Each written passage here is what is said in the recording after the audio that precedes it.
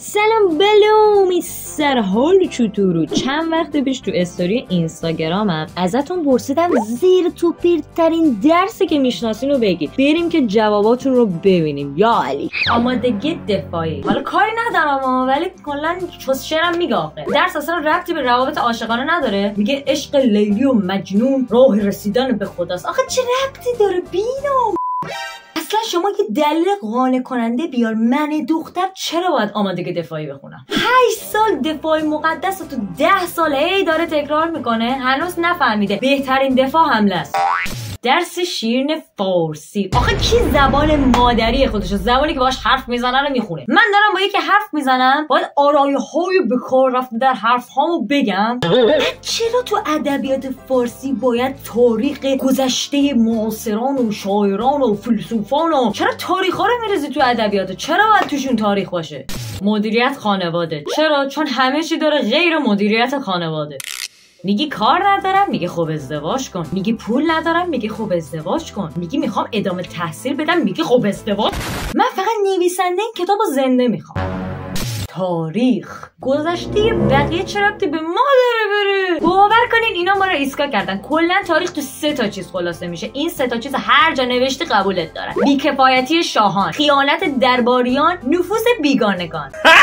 اصلا به من چه ربطی داره فتلیشا چند صد قرن پیش چه غلطی خورده؟ بعد اینجوری که تاریخ همه چیزش میاد، پانویس، بالانویس، زیرنویس، کل کتاب میاد. بعد موقع طراحی سوالاتش اینجوری که سوالات از کتاب نیست که از کجاست؟ از معلم. دین و زندگی دلیلش هم مشخصه، 2 تا کلمه متناقض کنار همن. اصلا من شاید نخوام دینی بخونم ولی همین کتاب مستمرش تو نمرات پایانی بقیه درس‌ها تاثیر حیاتی داره. نه شما ملاحظه بفرمایید، دین بحثش جدا، زندگی هم بحثش جدا. اصلا من ناخدا باورم، من آتئیستم. اصلا چرا باید کتابی بهش اعتقاد ندارم و بخونم؟ اجتماعی، چون همه چیزایی میگه که به درد هیچی نمیخوره. یعنی 3 بخش تاریخ و جغرافیا و مدنی داره، هیچی ازش نمیفهمه، فقط میخونن حفظ میکنن که پاس بشن. فیزیک، چون به دردم نمیخوره وزن یه خری تو مریخ چقدره. یه کوفتی سگی زیر یه درختی تمرگیده بود، یک سیب خورد تو اون فرق کلش. من چرا باید جواب پس بدم؟ نظرت قیامت. اصلا نظریه کوانتوم چه ربطی به من داره؟ اصلا چرا جاذبه وجود داره؟ خود فیزیک راجع به جاذبهش توضیح نداره، بعد من باید این کتابو بخونم پاس بشم. منطق میگه اسم دختر من پروانه است، پروانه پرواز میکنه پس دختر من پرواز میکنه. تحلیل فرهنگی کو؟ یه کاری میکنه گرگیجه میگیره، حتی خودت، حتی معلم. بعد اینجوری که به این دلیل و به این دلیل و به این دلیل به من میگن منطق خودت رو زیر سوال میبره. بعد دقیقاً جایی که فکر میکنه از شرش خلاص شدی میره تغییر قیافه میده، با اسم فلسفه برمیگرده. عربی پاره است. آخه خود عربا الان زبان انگلیسی کار میکنن، ما چرا سرمون تو کون عرباست؟ هو، هی، انت، انتما، انتون، هما، انتمان، انتونانا، انتون. اوه چه خبره بره؟ بابا خودت عربا موندن توش، 400 تا فقط صیغه دارن. این همه ضمایر عربی دقیقاً کجای زندگی من میاد؟ نبوت و امامت در دانشگاه سراسر کشور. چرا کسی که پزشکی یا دندون میخونه باید اینا رو پاس کنه؟ به خاطر اینکه میخوایم رو پای خودمون وایسیم. نه شما ملازم فهمید الان من که پزشکی میخونم دقیقاً اندیشه اسلامی کجای زندگی من میاد؟ اصلا به چه درد من میخوره؟ ما اومدیم دانشگاه به امید اینکه از دینی فرار کنیم، اومدیم اینجا دیدیم اندیشه اسلامی اومده. شیمی فکر کنم با درسش آنچنان مشکل ندارم و معلمه رو مخمه.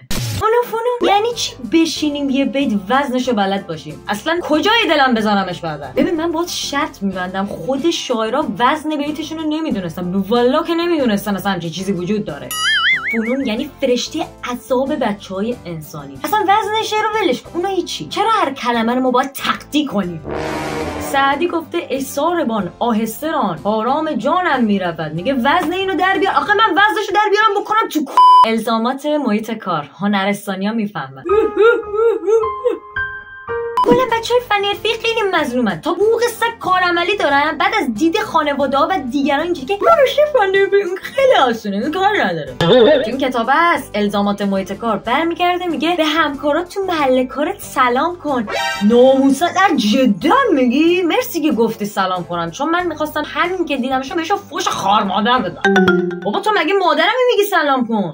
ریاضی کلا داری دنبال ایکس میگردی، معلوم نیست کیه چیه کدوم بینامو. قشنگ 7 سالی است من دارم دنبال ایکس میگردم. از بعد ضرب و تقسیم این کتاب دیگه باید کات میشد، دیگه باید این بازی کسی تموم میشد. ضرب و تقسیم جمع و تربیع اوکی اینا میدونم آره نیاز میشه. آخه من انتگرال کجای زندگیم نیاز دارم؟ اصلا انتگرال چی؟ تابع توابع اینا کجای کاره؟ زیست کلا از نظر من محتوای خاصی و به درد بخوره نداره. حقیقتش یک گیاهی هست که خودش از خودش خبر نداره، من باید بشینم راجبش تحقیق کنم که این گیاه داره چه گی میخوره. کلا این شکلی که داره تو زیست میگه که آره این گیاه ساقه داره، ریشه داره، برگ داره، گلبرگ داره. خود گیاه نمیدونه، من چرا باید بدونم؟ جغرافیا نه کاربردی داشت و بسیار سخت بود. معلمش هر جلسه میپرسید. سر امتحانات جغرافیا هر جا گیر کردی مینویسی آب کافی، خاک حاصلخیز، آب و هوای مناسب. ببین از هر 2 نمره نیم نمره رو میگیری، نیمو نگیری دیگه 25 صدم رو شاخته. اصلا خودمونیم و من چیکار دارم اونور زمین داره چه اتفاقی میفته؟ والا همینجا داره یه اتفاقی میفته، یه لرزه های زمین لرزه های چیزی میاد ما حس نمی‌کنیم، ما خوابیم. پرورشی چرا بجاش اقتصاد یادمون نمیدن؟ باور کن خود معلم پرورشی نمیدونه درسش چیه، چه غلطی میکنه، چی داره یاد میده، خودش نمیدونه تو مدرسه چی کار میکنه. نه ناموسن اصلا نگذاریم یه سر به بچهای ما اقتصاد یاد میدادن، یارو بعد از که مدرسه‌اش تموم میشه میافتاد تو جامعه میفهمید چه جوری پول در بیاره. هندسه چرا من باید اثبات کنم مثلثه؟ کلاس اول این بی پدرها برگشتن گفتن این 3 گوشه مثلثه. بعد تو دبیرستان همون بی پدرها برگشتن میگن این چرا مثلثه؟ خب بی پدر خودت گفتی مثلثه، مادر